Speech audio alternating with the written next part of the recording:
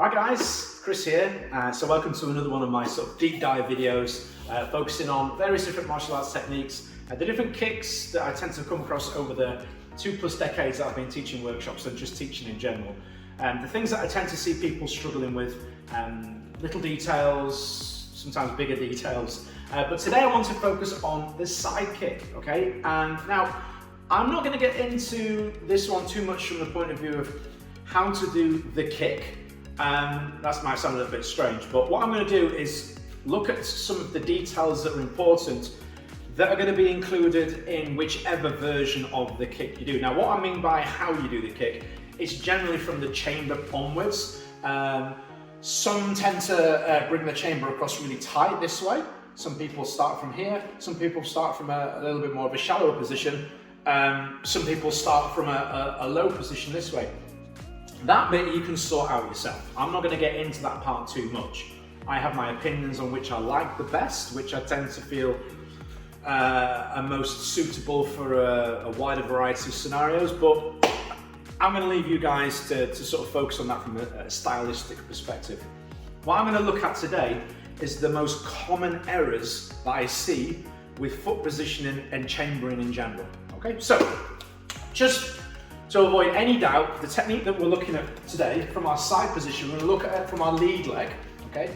From our side on position, looking at our step up and side kick, okay? Or a little bit closer, side kick this way, okay? So, key things to think about.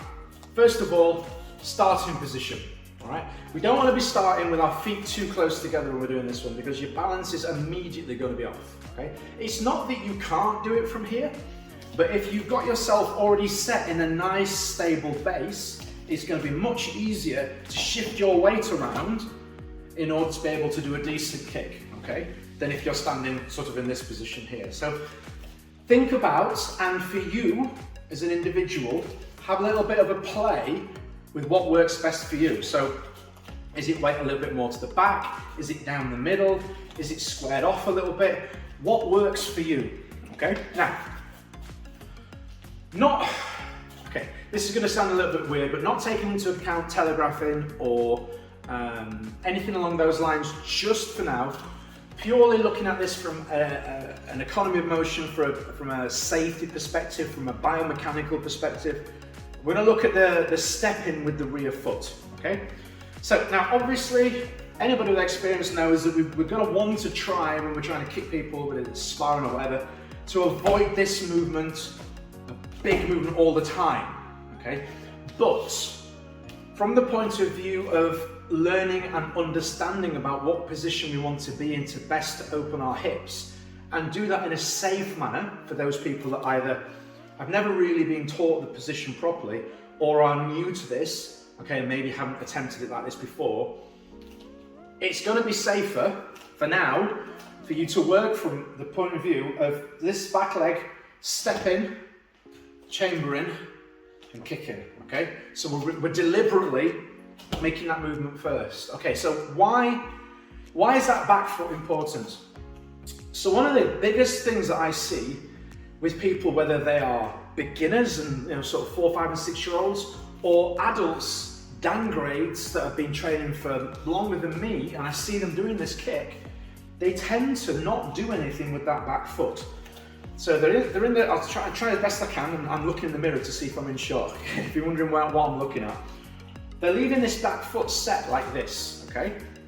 They're putting their weight on their back foot, they're chambering up, and then they're trying to side kick. Now, everything about their hips is screaming to try and open up so they can kick. Their hips are trying to open, but they can't because their foot is pointing that way. So everything about their hips and their knee and their toes is in alignment, is set up for going in that direction, not that way for the hips to open, okay? Not only that, but it doesn't matter what you're kicking on that side, you know, what the weight is, if it's a person, if it's a back, some of it's going to come back at you, okay? Some of it's going to come back at you. And the way that I'm set up, the way my body's lined up here, my feet are not, or my foot should I say, my standing foot is not in a position for collecting that energy. Okay, so what I mean by that is I'm kicking, some of it's coming back, see my ankle's gonna roll, my knee's bending the wrong way. So what I need is for that foot to be here, because this is in a position where your body is naturally set up for catching your weight. Your toes dig in, your knees bend, your hip gets ready, it's in a position here. All right, so this is a much better, well, no, it is the position for collecting your weight from the kick. Not here, here.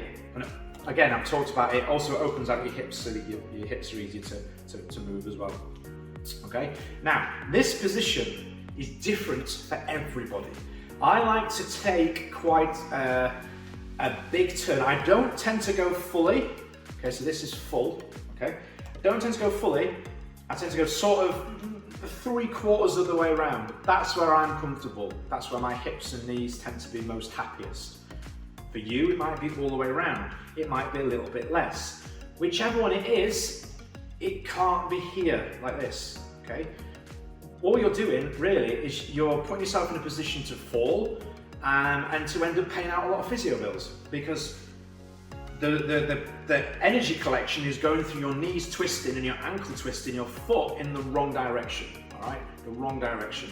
If you imagine running sideways really fast and then stopping constantly, you're not going to do that, but it's going to start having an effect after a while. So as I'm going to kick, this is turned here. Okay, ready to collect that energy and ready to open up my hips, okay, so that I can side kick out, okay? Now, after that, one of the other biggest problems I tend to see, and this tends to be in people you can categorize as having maybe sort of tighter hips, whether they actually genuinely do, or whether it's more psychological. Some people can make these adjustments thinking they've not got the flexibility, so they've either decided they're not flexible enough, or they actually do have some tightness in their upper legs, the hip area. What tends to happen is, and you'll have seen this before, and you might even do this yourself. If you take a look in the mirror or you film your kick, you may even be doing this. So they get that foot turn, that's great. But then what they tend to do is put their knee low, okay? So as they're going to kick out, do it on the side, as they're going to kick out, they turn their shoulders and their knee goes down as their leg kicks up this way, okay? So you'll see them, they're going like this. They're kicking like this, okay? What's going off on that one is they're trying to thrust their leg up by doing an upward swinging movements instead of using their legs. They're sort of swinging up, almost like a back kick position. So they're going like this, okay? Now, biomechanically speaking, that is an okay way to achieve what we want with the height of the kick. It's almost like the end section of a back kick coming around this way. Some people are doing it this way. Again, there's lots of different ways to back kick. We're not talking about today, I won't go off on that one. But the problem with doing it this way with your knee down and kicking up this way, you see how my shoulders are turning and I'm pulling it around this way, okay? The problem with that is I'm in totally the wrong position for anything I'm wanting to follow up with, okay? So if I'm here and I'm going like this, so everything's sort of over there, yeah? What I want to try and do is I'm trying to focus on keeping everything this side of it. If you imagine I'm drawing a line out from my hip to target our camera here, I want everything to be here. To see, I'm slightly over the line with my shoulders. And the reason for that is so that as I'm finishing here, boom, I can carry on doing what I'm doing with my hands, or if I'm wanting to then carry on with the opposite side of the kicking, or indeed, really important on this one, if I'm wanting to do any multiples. You can't do that from this position. Yeah, as I'm kicking up, boom, okay. I'm really stuffed as to what I can do with my multiples from here. So, don't let that shoulder pull over and don't let your knee go down, okay? Keep it positive. So I'm here, even slightly up. If you have it this way, that's fine. It's cool, that still works. But keep it positive, okay? So that as you're kicking, boom, going out this way. See, I can use my hands then, because everything's ready for that.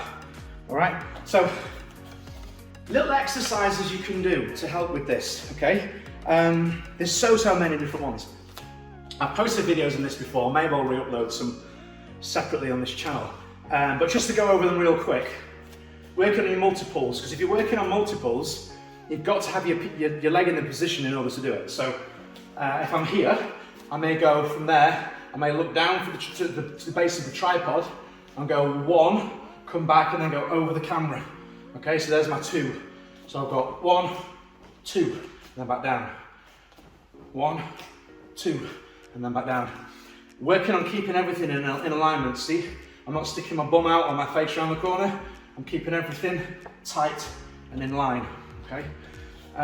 That's a really easy way of doing it. I've covered a lot of these on separate videos. As I say, I will probably re-upload them separately to this channel so people don't have to hunt them down. But a really old one. I remember doing these drills 20 plus years ago. And what's really cool is seeing, some of the adults with kids themselves now, but they were in the kids classes that I was teaching when they were doing this. We used to call it machine gun kicking.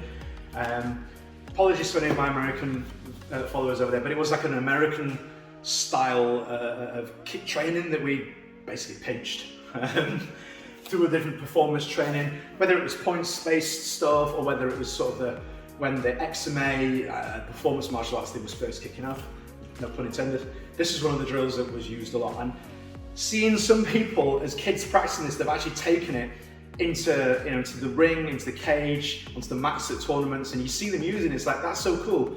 All that up and down the mats, we did drilling this for ages on end, destroying our legs. It was worth it. So, it's a great drill because let's be honest, if you're a little bit older than me, I'm 42 now. I'm not a granddad by any means, but I have to be a little bit more aware of how I'm training and what I'm doing. And this is a great one for keeping sort of that dexterity, range of movement, and just challenging yourself. So we used to call it machine gun kicking, okay? So basically, what happens is you get yourself into your initial position, you get your kick going, and you hop on each kick.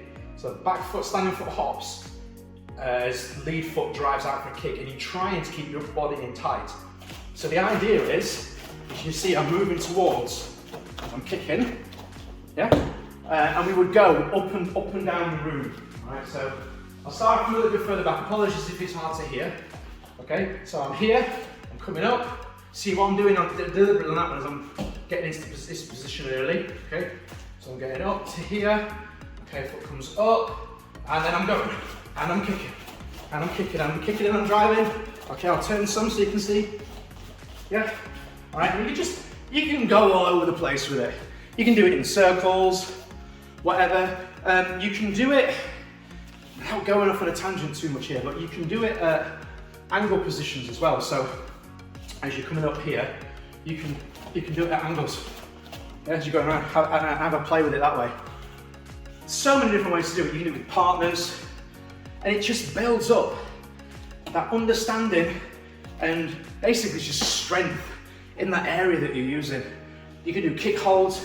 There's so many that you can work on, but just to real quickly recap, go back to the start. Main areas to think about. Standing foot, get it turned. Chamber, keep it positive. Yeah, so up, no this, none of this. The shoulders turning. Keep everything nicely in alignment. So I'm here, I'm kicking down the line. Foot turned, chamber positive. Shoulders across the line, kicking forwards. So nothing's twisting, nothing's poking out this way, okay? Put all that together, have some fun with it. Keep in mind for your height changes. We're working on my kicking window theory, which I've talked about before. There's another video on this, you can go find it in the channel. Kicking window. I'm only talking, so here, midsection. Here, head. It's a tiny, tiny movement. So don't get overly caught up in flexibility. Work your kicking window strength, and you'll have the full range of kicks. All right guys, have fun with that, don't worry. Keep practicing it, you will get it, and don't forget, if you want to work with me direct, get in touch. Multiple options. You can come with me to train in person at my school in North Yorkshire. You can train me via Zoom, which is a new option, or you can send me your video clip for me to analyse at which point I will then send you a video back explaining what I think you can change and work on, and we can have a little back and forth going that way. All right, don't forget, like and subscribe, comment, and give it a share across Facebook if you like this. I don't really want this channel to be some multi-million user channel or anything like that. I want to get out to as many people as possible because I'm not going to be doing in-person workshops and stuff anymore for the foreseeable future, or maybe at all. I've not really decided yet. So this is going to be my main way of communicating with people, as well as people coming into my school here if you want to come and train with me in person. All right, guys, thanks for watching. Hopefully that helps somebody, and I'll see you again on the next one.